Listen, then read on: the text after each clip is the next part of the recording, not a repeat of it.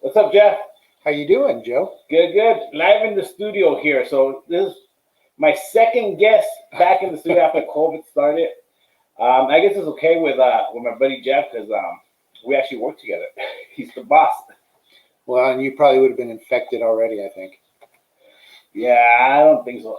Like I tell everybody, we don't get sick because we deal with so much bacteria, so much bullshit that I think it bounces right off us. It's probably true. It's probably true. Our family has been in the business a long time, and not too many people have gotten sick. Well, you see, the most important thing I wanted to talk to Jeff about was the family business has been in business 1943.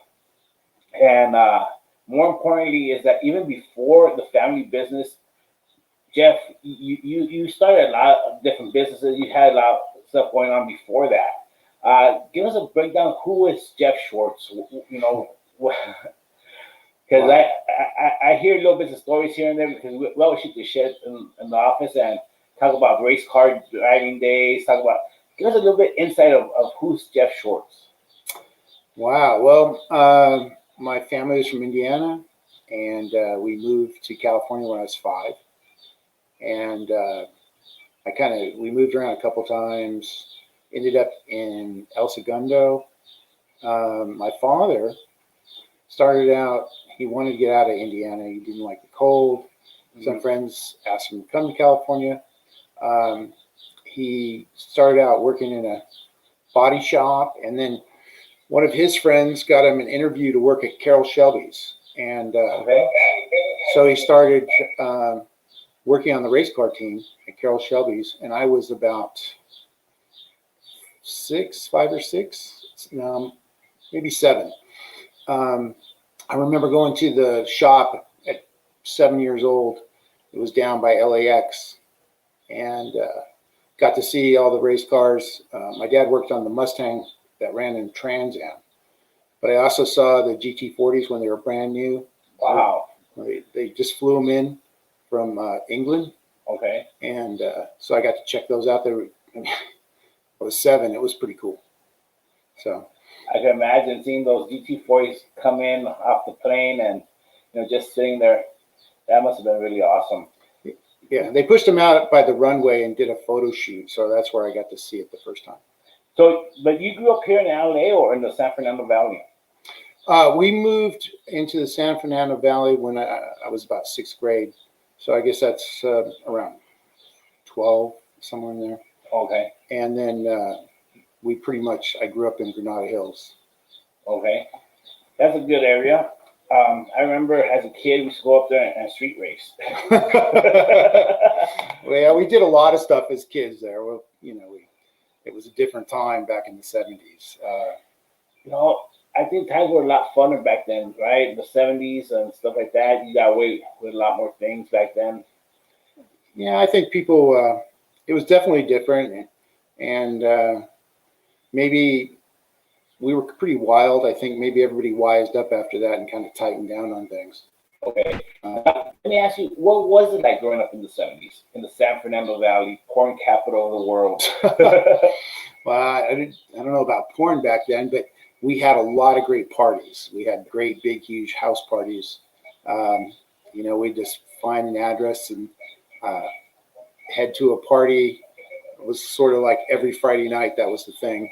And you knew if it was a good party, the helicopter always came to break it up. But I was at some crazy places. Now, after, let's fast forward a little bit. After high school, did you do any college or anything like that, or did you go straight into the workforce? No, I played football in high school, and then I went and played a little football in JC. I went to College of the Canyons. Okay. And had a little falling out with the coach there. And then I was right around my first job where I started working at Magic Mountain. Okay. And then in between, I only went for 1 semester there, and I started moving furniture across country. Wow. And that's where I sort of learned how to drive a truck. I didn't have my license. I think I had a permit. But since I was with the guy, I had a license. I get to drive some, and traveled back and forth quite a few times across country. Saw a lot of places that was my first real out on my own experience. And then came back and went back to school at Valley College for another semester. And then after football, I wanted to get a job. My first job, I think, I was a Culligan man in Beverly Hills. So, so I was driving around in a Culligan truck delivering tanks in Beverly Hills. Wow. And go ahead. No, keep. This is a whole different side of Jerry Schwartz. I'm trying to picture you delivering those Culligan guys. Yeah. Well, then I got a job working in Northridge. It was for a welding supply store called Gordon Duff's. And I was there for about 2 years, year and a half. And my dad had gone from Shelby's. He worked for another guy named Jerry Titus after Shelby's. And then he worked for a man called Roy Woods. He was a millionaire guy from Oklahoma. And he built race cars over at the Van Nuys Airport. And so that was my first time actually getting a job working at the airport. I think I made $150 a week, basically as apprentice, kind of clean up, kind of learning, pushing a broom. Started out in the whole racing thing, and then pretty much went full-time racing from there. I think back right around 79, my first job after Roy Woods, he got me a apprenticeship kind of deal at a job in Georgia. It was a GTP team. They had 935 Porsches, and I got to do 24 hours of Daytona and the 12 hours of Sebring. And, there was a lot. That started my whole racing career. Did that, came back, and started working for a Trans Am team for Cook Woods again in '81, and did that for 2 years. Then I was out. These teams kind of come and go. Mm-hmm. They're real expensive, and they were kind of like millionaire rich guys. This was their fun thing, their hobby. And so they would do it for a year or two and then go do something else. But once you started doing it, then you kind of went from team to team. And then the guys went to a team up in Portland, and I went with them in '83. And it was Diatley Motorsports. We had Camaros we ran in Trans Am with David Hobbs and Willie T. Ribbs. And we won the championship that year. We were sponsored by Budweiser. Then we did it again in '84 with Camaros that we built. They were a disaster. So, yeah, you went from hero to zero. And then I started. But let me ask you real quick, Jeff. You went from winning a championship, and then you guys started building your own, and you guys went, like you said, from hero to zero. Mm-hmm. What was the morale like after that, and how was the recovery? Well, when we were winning, it was easy, and when we weren't winning the next year, we worked so much harder. we worked and worked and worked. But the guy that designed those cars, it was his first time designing cars, and they just never really accomplished what we wanted to. And then there was a new guy that moved in right then. That was Jack Roush. I'm sure everybody knows who Jack Roush is. Right. You used to see his last name on Mustangs. Yes. Well, and he was running Mustangs, and so we were trying to race against him, and he was winning that year. He was a drag racer guy from Detroit, and he was notorious for whatever it took to win. He would just run stuff on the dyno, his engines, floor them until they blew up, figure out what went wrong, and then make them stronger and do it all over again. And so he just Trial by error, right? Yeah, Make it stronger. he just blew stuff up left and right to make them good. Wow, he must have really had a big sponsor. Ford. Ford was a big sponsor. We were sponsored by Chevy in the 80s. Now you go hear all my Chevy guys, my Chevy buddies, ego there. Well, Chevy was, you know, they were all right. They paid for all the motors, and it was kind of a neat opportunity because I got to go to the proving grounds in Detroit. Actually, it was Flint, and got to go through the wind tunnel, and got to see. We put our cars in the wind tunnel and ran them, and we went through some of the testing stuff, and it was really interesting to see what they did there. Wow. So anyway, did some more racing. Ended up, that team kind of folded. Ended up getting a job with an independent, kind of a privateer named Les Lindley in Anaheim. And Les was a businessman. He had a company where he installed fire sprinklers, and racing was a hobby for him. And I was there for several years. And that's where I met my wife, and pretty much got out of racing. Didn't want to travel anymore. Kind of wanted to be with my woman. And so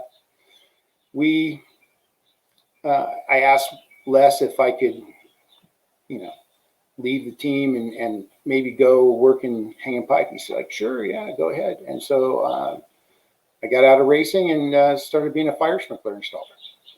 Wow. And what? That's a big, that's a life-changing experience right there in itself. Yeah, it was a big cut in pay. Yeah, it was a huge cut in pay. But I came home every night.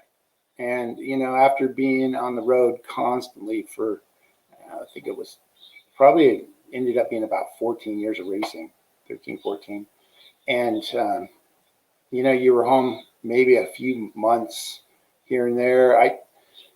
I was on my own in Portland, and, you know, then in Anaheim, I had an apartment and with another guy, and it wasn't the greatest situation.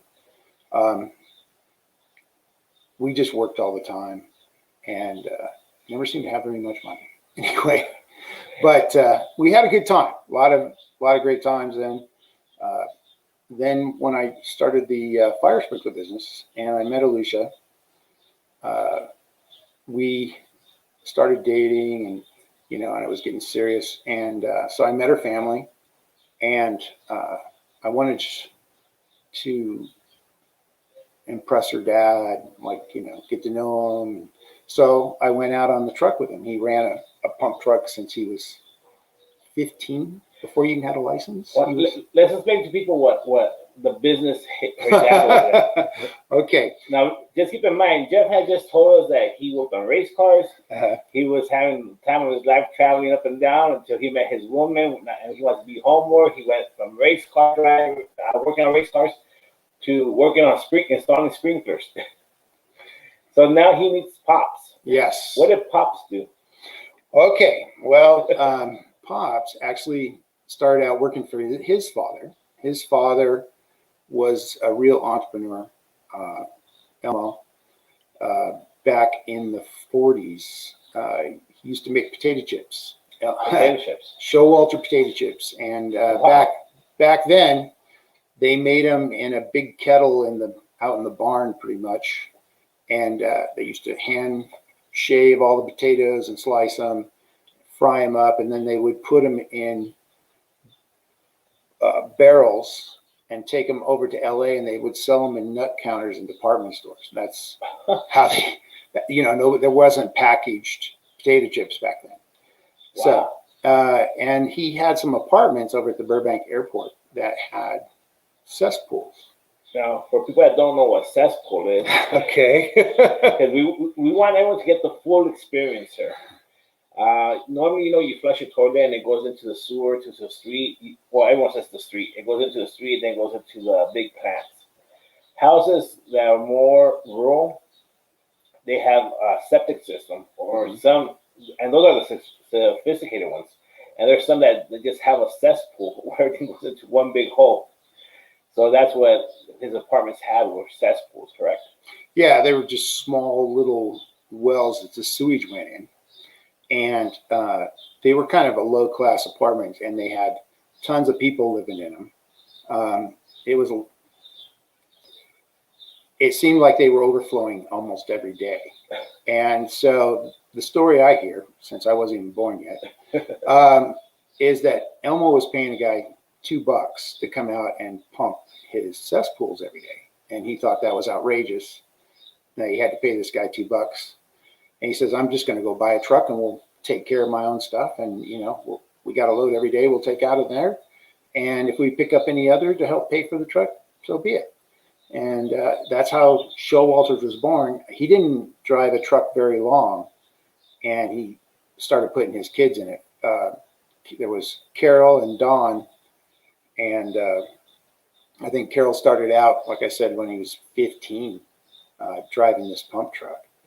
And then it kind of business grew. They started running 2 trucks, Don and Carol. And basically that's about where I came in some 40 some years later, 45 or so. And I just wanted to get to know my father-in-law and hang out. So I would go out on the truck with him to make him think I was a manly man, wasn't afraid to get my hands dirty or work hard. And so I was helping out and doing that for a bit. And right about then, Don wanted to retire.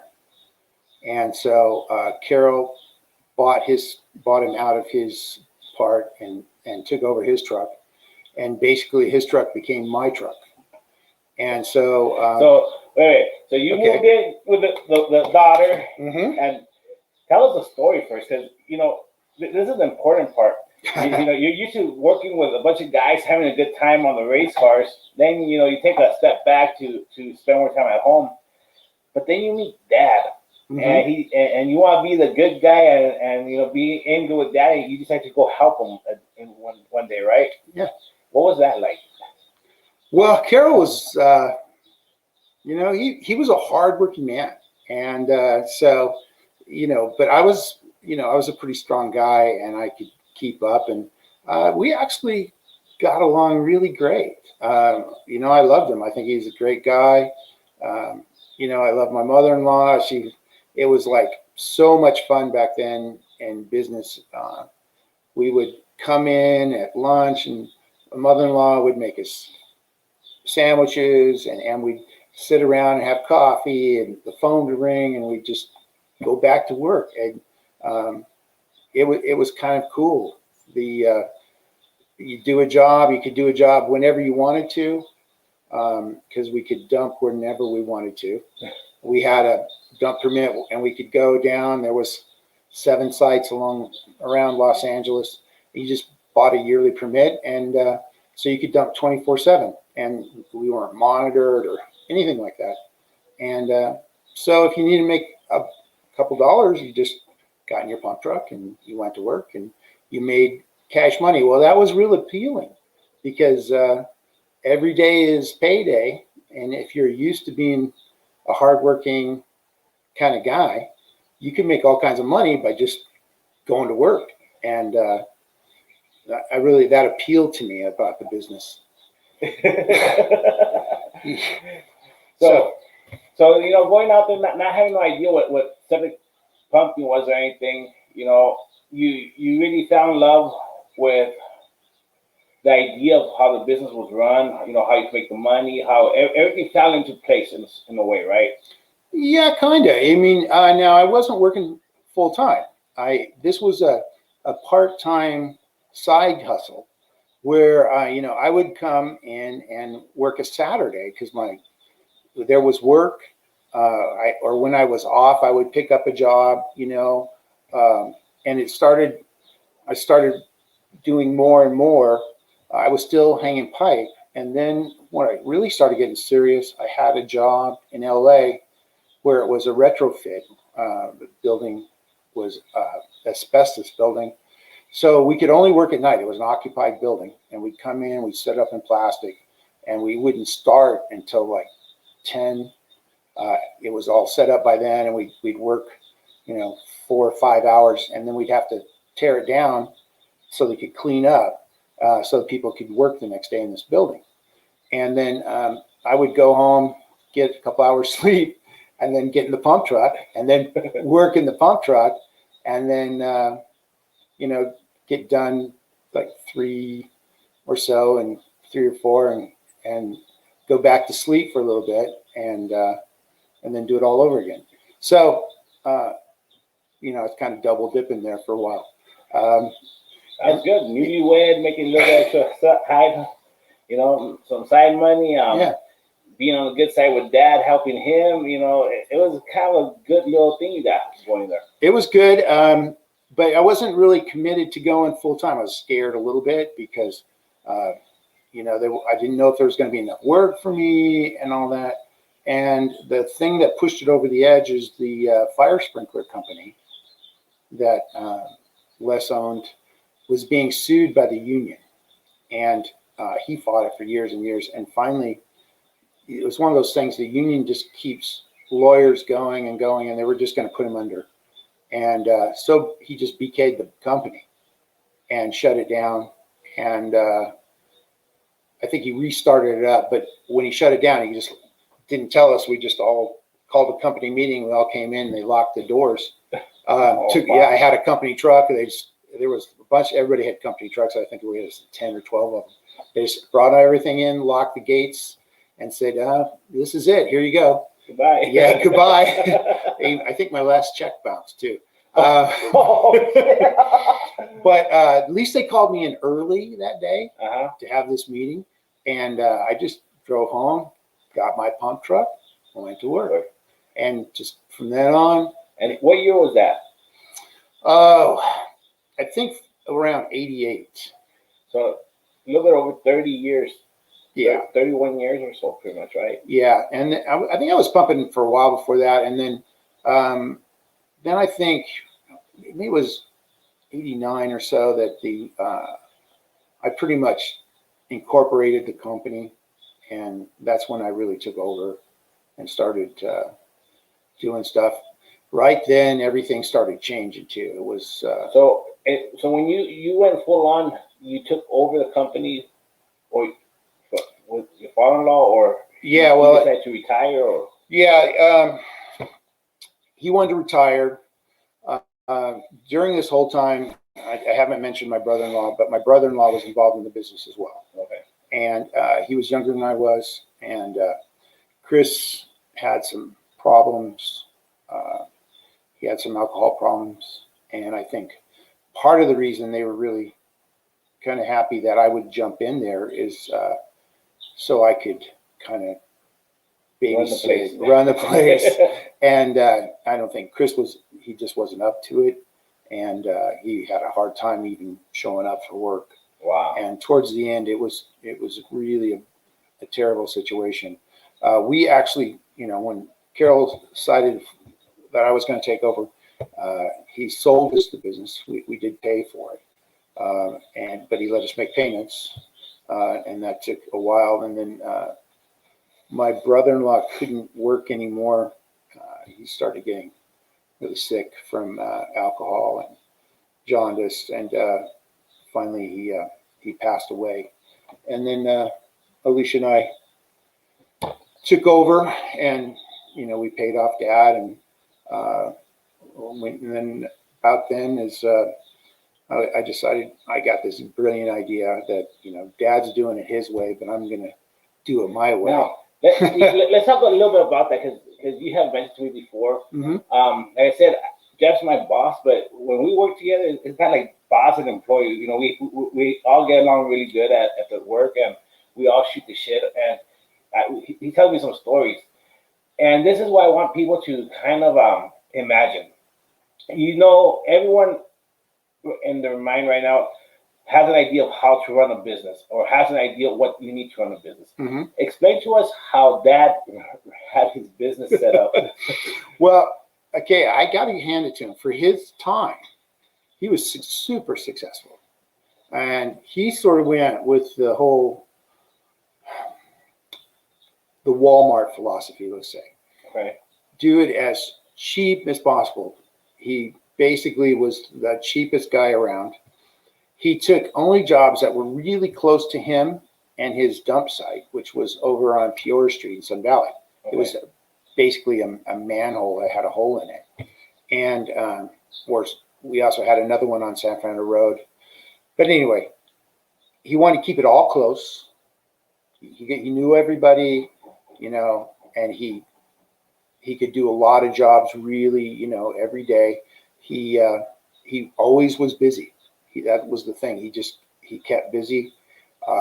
He did not spend a lot of money on equipment. That was not his thing. And we know that that's not the way you run a business. Well, he had stuff just held together with baling wire and tape and crazy stuff. And I thought, well, I come from this racing background and this, where we had all this nice equipment and we, money was, we just spent it, whatever. And so I was like, I know I can do this better. Right. And things changed rather than because the whole business model sort of went out the door when the city decided to change the fee structure. Mm-hmm. And so it was a terrible time. We all thought the business, that was it. It's over. It's done. I jumped in right at the time when it's done because. What was going through your mind that, like, is, you saw how successful your father-in-law was. You saw how he ran his business, and you must have been thinking, God, yeah, I'll buy this business. He's going to give me a payment. It was like, beautiful. Let's do this, right? Right. And then you get hit by the city. How was that? It was a tough time right then, and they wanted to enact this, close all the dump sites and force us to go to where we dump now in Donald Tillman, which is in the middle of the valley at Victory and the 405. And we fought it. We banded together as a group, all the pumpers, all the other companies. One thing about septic, since you all go to the same hole, you start to know everybody. And we formed an association called Lash, and we tried to fight the city. Okay. We put up some money. We didn't have a lot of money, and we thought we could negotiate it with some attorneys and stuff. It slowed them down, and one of the things that when they built the new facility they wanted us to dump at, they didn't do an environmental impact study. So even the city has to do those. And so they had to go back and do the impact study. Uh-huh. And that delayed it for, I think, about 2 years.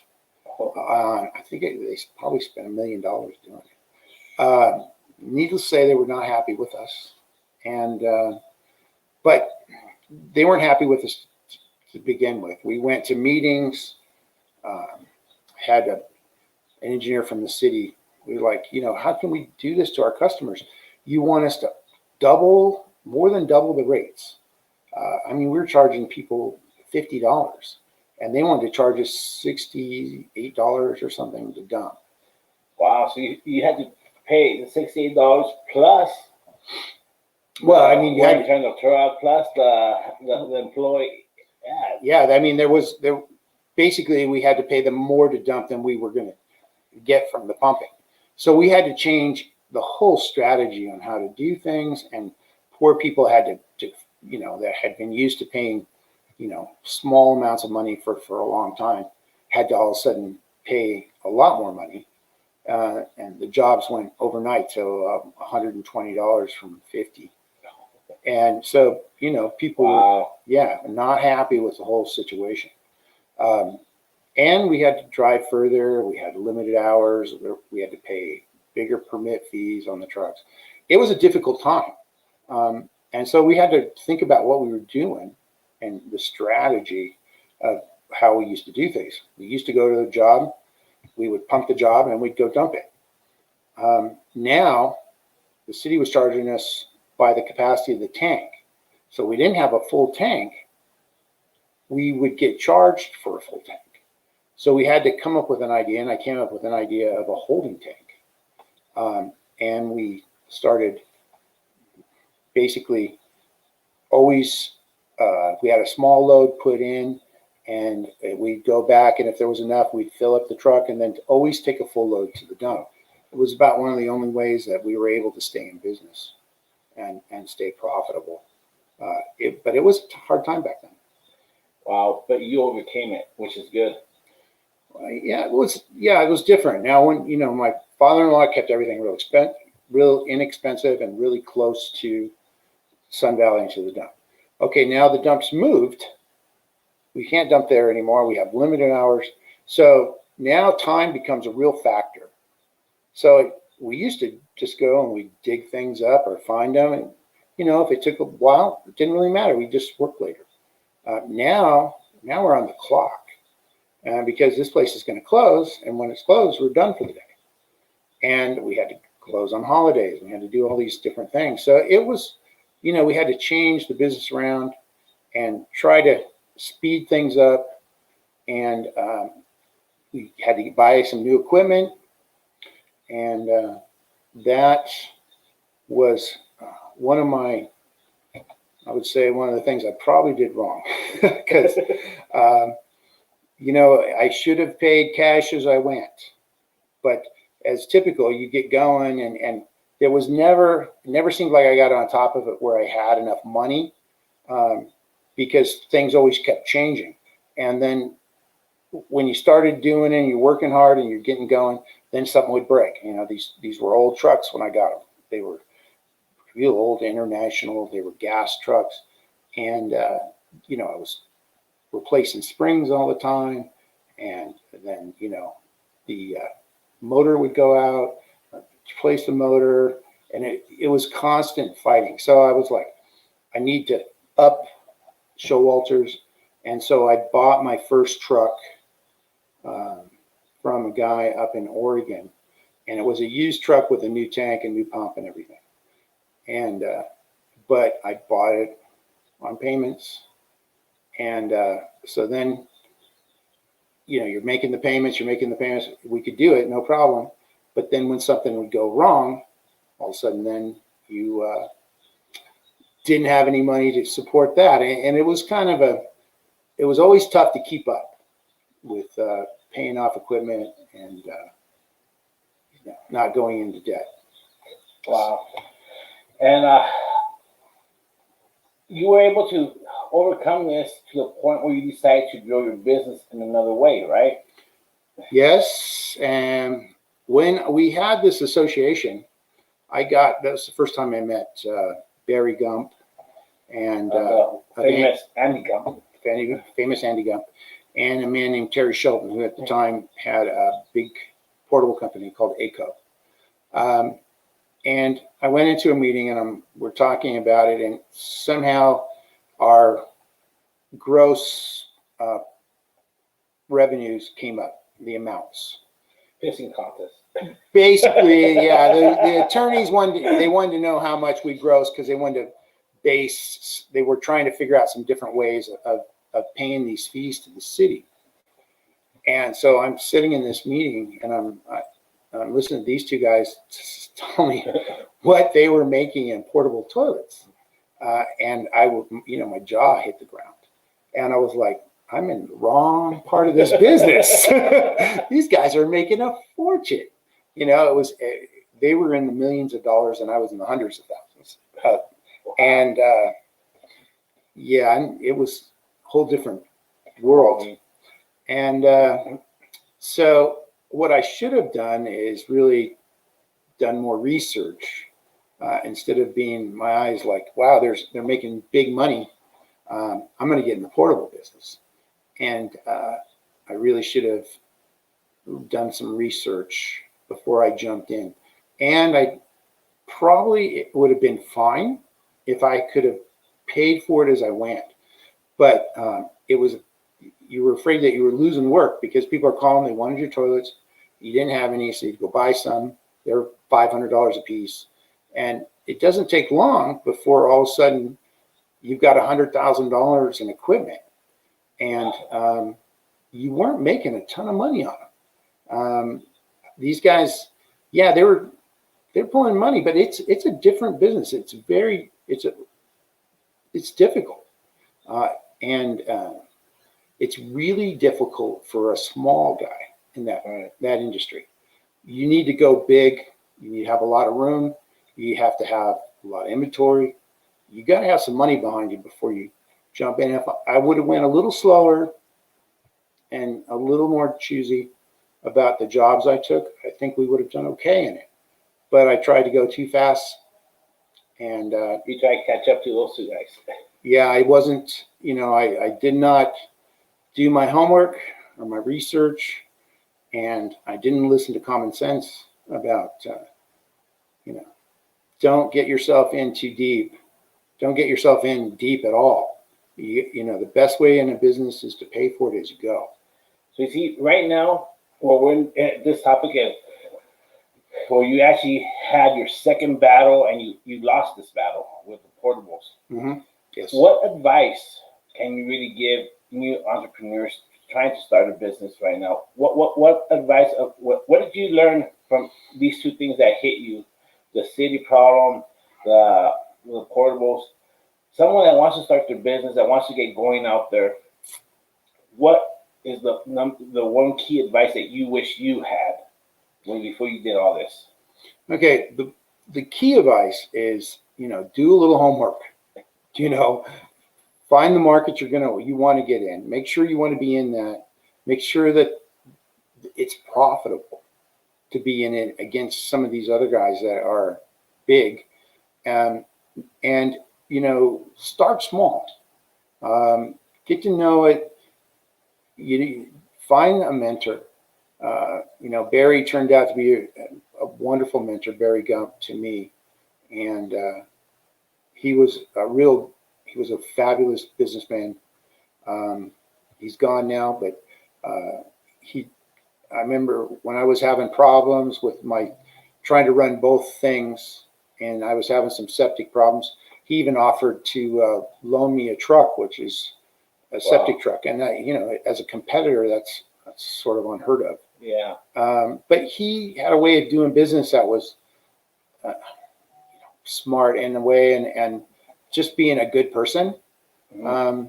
And doing the best you can for customers will get you far if you be careful and you don't push it. I think if you're starting a new business like that, don't quit your day job. Make it a side hustle until you've got it established and enough that you can support it full time. And really keep an eye on your numbers. Ask lots of questions. Get some advice. You need people that are familiar with taxes and helping you with business license, and think about if you want to be a limited liability corporation or an S corp. Well, right there, you learn what all that means. Well, and don't go cheap on your tax guy. Oh no. I've had people that really were in my corner. Everyone has to go through some audits, and you better keep your paperwork in order. It scared me to death. The city of Los Angeles, the business tax is based off gross revenue. So, you're going along, and all of a sudden they're saying, we want to check your books. We want to make sure you're paying us enough money for your business license. And, you're like, wow, okay. And so if you have somebody you're a good accountant that'll stand in there for you and say, hey, we can do this audit. You're going to end up owing us money. That's always helpful. That's always good. Yeah, instead of the other way around. And like I said, you don't go cheap with the tax guy. Yeah, you definitely want to take care of your people. And I've always, when you get started and you're doing everything yourself, you haven't figured out the expenses of what it costs to have people work for you. There's a lot of extra expenses being an employer with people, and you really need to do your math, because when you start going into workers' comp and then paying half of Social Security, you're paying all the other things that you need to pay for, unemployment insurance. There's a whole list of things that you need to pay. And now I've had great employees, and I think that's been a real blessing to me. I don't think I would have been able to stay in business without some of the good employees. And I've had a couple that weren't so good, that were problems.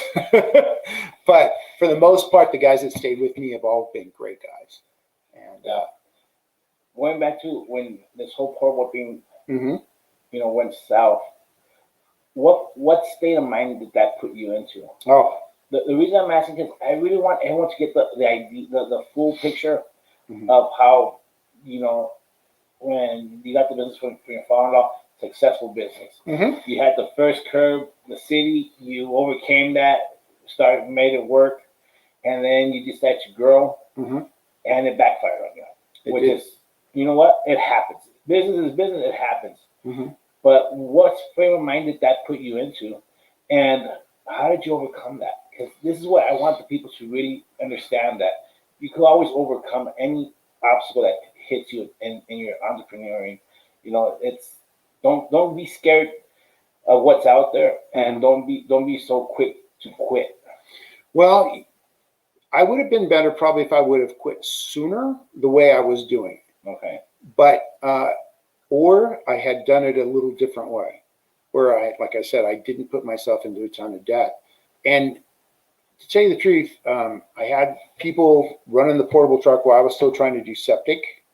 And so not really looking at the numbers as hard as I could, because when you have money coming in from this and money coming in from that, and you're not breaking it apart, and you're not really paying that close of attention, basically the septic was supporting the portable, and it took me a long time before I really did the numbers. The septic kept the portable in the green, and it didn't raise that flag for you because you weren't really seeing the red on that side because of the septic side. Yeah, and I worked twice as hard, and running two businesses is, because they are a totally separate type of business. Even though they're in your same yard, it splits your mind and your time and your efforts. And I think that if I had just totally buckled down and concentrated on septic and stayed out of it, I would have made a lot more money. Or if I would have been more successful, and I would have definitely been more successful if I had done the portables in a slower, kept a better eye on it, and slowly grown it. Definitely could have done really well. I think all in all, Alicia and I tried to figure it out once. I think I probably lost $275,000 probably. Yeah, doing portables. And that was, even then I sold it, that business. And I think I sold it for $75,000. And what people don't realize when you go to sell your business, Uncle Sam's got his hand out. We make some money here. Yeah, he says, you've been writing this stuff off, and so I want some money. I think I had to pay about $30,000 in taxes. So so you only got $40,000. Yeah, yeah. So, but I concentrated back onto septic, and actually did a lot better, because the septic business kept changing. The rates kept going up. Things kept moving around. People dropped out. People would come in. Different competitors left and new ones started. But we increased our area.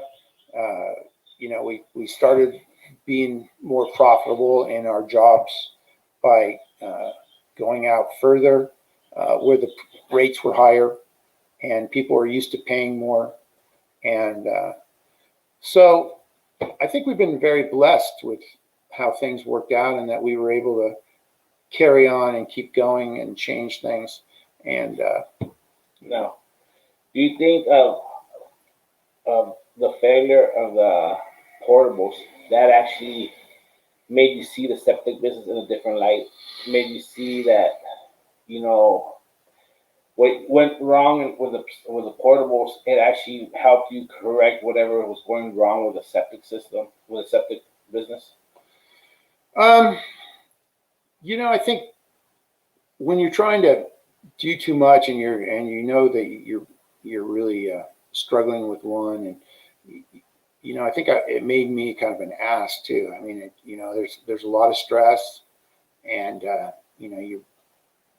would think I was a little harder on our employees then because of it. But I did realize once the portals were done, and you've had that terrible loss, and you've gone in the hole. It still bothered me for a long time. I got very depressed over it. But you pick yourself up and you start working at it, and you pay it off, and you just start going. And part of it was having really good support. My wife and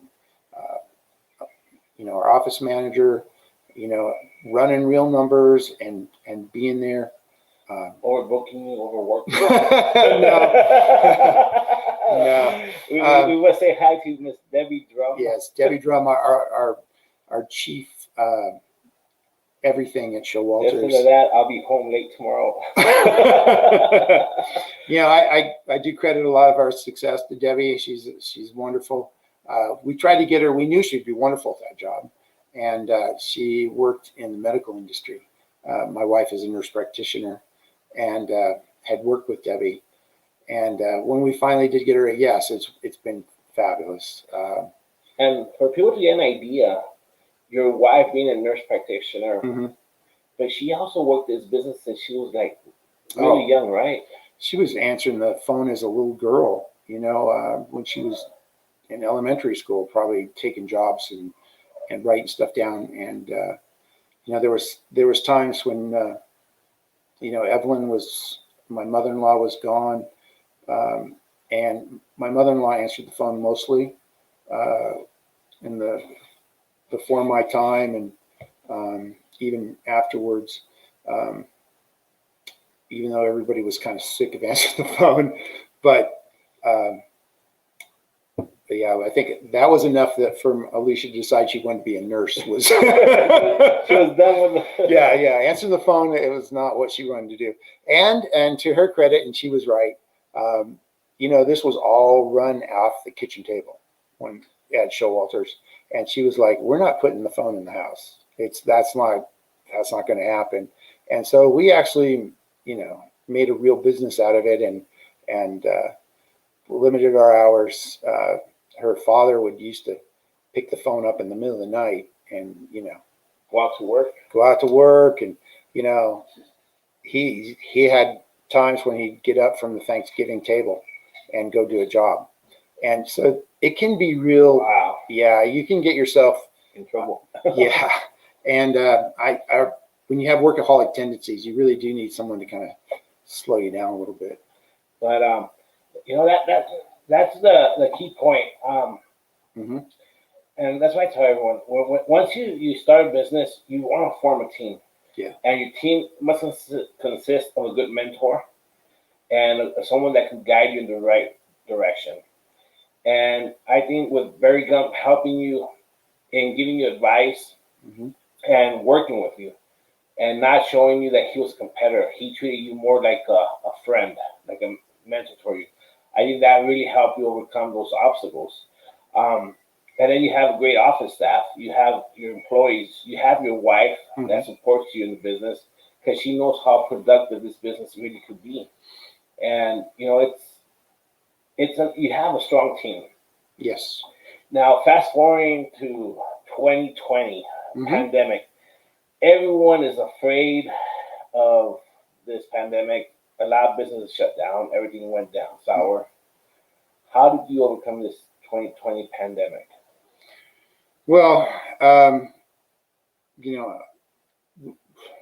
Showalters was, I think,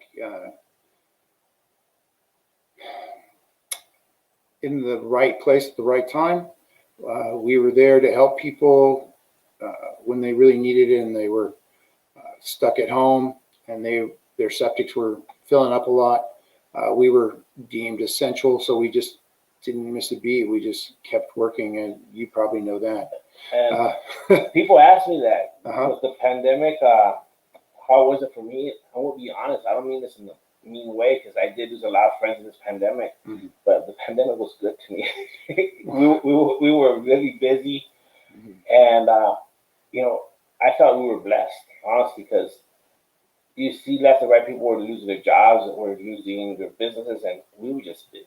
We were yes, and we just actually. The one thing is, I think that a lot of people, unfortunately, have had a lot of trouble with septics in the long term, and they'll probably be less of it. And we have a lot of new competitors too. So, we're going to have to keep working hard and trying to be the best we can be. I think that's a big part of business, is trying to leave your customers happy, delighted with you, and happy they called Schwartz and not somebody else. It's hard to do sometimes, and especially in our industry. And what's funny is that coming up to this interview, we've both had customers last days saying that they're so happy they found us because they were being raped by other companies, and that's scary, because I worked for another company, and even there they had different way of working. When I started there, I changed a lot of the way of working because I like to sleep at night. I like to have a conscience, and I'll explain to you this way. I did a $400 job. Someone else was going out there for $1,000. More than double them, and that's scary. That there's people that do that to customers, and I think that's why we've done so good as a team, because we are on the same page as taking care of the customers. So that's really important there, right? Yeah, and having somebody that you can trust that does a great job. I'm talking about you, Joe. Okay. Yeah, that helps a lot, because I remember the days when my brother-in-law was working. I had to go back to a lot of those customers and pump it free, because and that's the worst, because the customers are seeing you with a dirty look. Well, when you're just not taking care of it, and that you felt bad because they were not given the service that they paid for. Right. And so we always tried to make sure. I mean, I did everything I could to try to make it as good a service as you could find in septic. And I think it's helped us a lot, because I do believe that we go out of our way and we go the extra mile. And when things, sometimes it's not just what people think, where you can just throw a hose in and you're done. There's some real work, and it takes some smarts actually to figure out some of the problems that you have to overcome to get these people's systems working better. I always think of it sometimes like a physician in a way. We're actually trying to get ourselves fix people's problems and solve them and actually get ourselves out of work. If we're trying to work ourselves out of work by doing the right thing for people. And it's funny, because I go to customers' houses, and sometimes it's like 10 hoses away, and each hose is 30 feet. So you get an idea. And you're going to be public tanks. Yeah. And it's the truth, but they still think that you're trying not to do their job. But that's part of the business. But we're about to end this interview. I'm very grateful that you came up here, and I appreciate the talk. And I really learned a lot more about you today. I hope everyone who's watching actually got a better view of Jeff, because it's truly a lot that he's accomplished. He doesn't mention how when he got the business, there were old trucks, like he said, they were falling apart. And trucks are not cheap. Working on trucks is not cheap. And we got two of the newest trucks out there right now. And, two of the newest, nicest trucks out there. And Schwartz has grown. And the most impressive part is that it goes with zero promotion. It's all from customer base, word to mouth. And that's what's very important, and that's why I wanted you to be on here so people can get an idea of how you had a successful business and you wanted to try something else and it failed, but that you did not let that stop you. You went back and worked harder and overcame those two obstacles that are very big. And that's what entrepreneurship is all about. You can't be afraid of trying. You can't be afraid of trying new things. You can't be afraid of going out there and working your ass off. And that's the key point. But before we go, some advice for all the people that are watching us, all the people that will watch this video, all the people that want to do better for themselves and their families. What's the biggest advice you would give them that you wish you had when you started? Well, I think the biggest advice is, I think I've tried to say this as much as I can, go slow with the money that you've got in it. I mean, don't go into debt to start something. Pay as you go and work your ass off. Just do the best job you can do for people, and you can outwork a lot of problems. And always your name is all you have, and so protect it by doing the best job you can possibly do. And we meet great people. Some of the guys that work with us and pumping, we get to meet them, but we get to meet these city guys. And today, one of my favorite inspectors ever is a guy named Tony, and I was pissed that he left to work for DWP, but happy for him. And we got to see him today, and he's on here. He left a message right here. You can see. Oh. Great job, Jeff. Oh, thank you, Tony. Tony, you're the bomb. And then he says, "Love the honesty and insight." Well, yeah, come back to sanitation, will you? We need you. Yeah, we need you. And that's why when people ask me, how do you do that job? I make almost $100 grand a year, and I get to fuck around all day. I wouldn't, it's great, and honestly, we work hard, mm-hmm. but we have a lot of great guys out there. We have the city guys. Also, Tom is a good guy. Mm-hmm. Dave's came around. These are the inspectors. My good friend Lope, he's probably watching us right now too. Hey, Lope. And we meet these great people, and even I don't see the other pumpers as competitors. I see them as co-workers. Because we've made it to where we've crossed that bridge that we help each other. You have to help each other in this business because a lot of customers like to lowball, and you walk on the same page, and and some of them will come around. Even a big what's up to Dick Liquor out there. He's probably watching too, and Garcia and Sons, great. Everyone's great guys. They're all great guys. And, but honestly, I'm very happy and proud to be part of SCHWARZ team. Wow. We're happy to have you too. I'm proud of you. I try to just set an example that Barry set for me. And try to help people that are honest and doing a good job. And not everybody in our industry does that. And there are some I'll shun, but because I just don't like people that cheat people, and don't want to be associated with them. What's that? I felt like the villain listening to this. No, there's some great guys that work for the city. And the whole thing with the city, the upper management, a lot of guys that started this whole program are gone. I'm not going to name names, but they put this for you. Evil city workers charge all fees. Yeah, they city workers they charge a lot of money. They charge. And you know what? I won't be honest with you.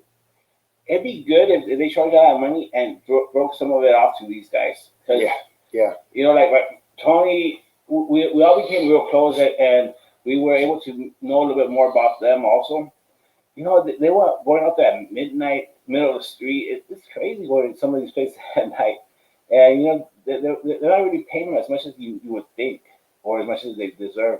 So that's why I was kind of happy for Tony when he moved up to DWP. And I was still pissed at him because, you know, we missed those little pizza Fridays. Yeah. Yeah, we do. But, you know, and that's the great part of this. And honestly, I really want everyone to see this video and you know, get an idea of how your life could change in so many ways. You know, going from working on a race car team to putting up sprinkler pipes and to fighting the city on being able to dump cheaper. You know, this man has done all that, and you know that's more than anyone has done in their whole life. And you know that's why it was important to have him as a guest because you can learn a lot of all the different avenues. You might have the different avenues as he did, but they all go to the same way, and that's to have a better life for yourself and your family. And invest your money wisely, right, Jeff? Yeah, save some for your old age. Believe me. It's a good idea. All right, everyone. See you guys next week. And Bandido Lay will be back tomorrow with our Talking with the Angels. Great show. Thank you, Jeff. Thank you, Joe. Have a good night, everyone. All right. Bye-bye.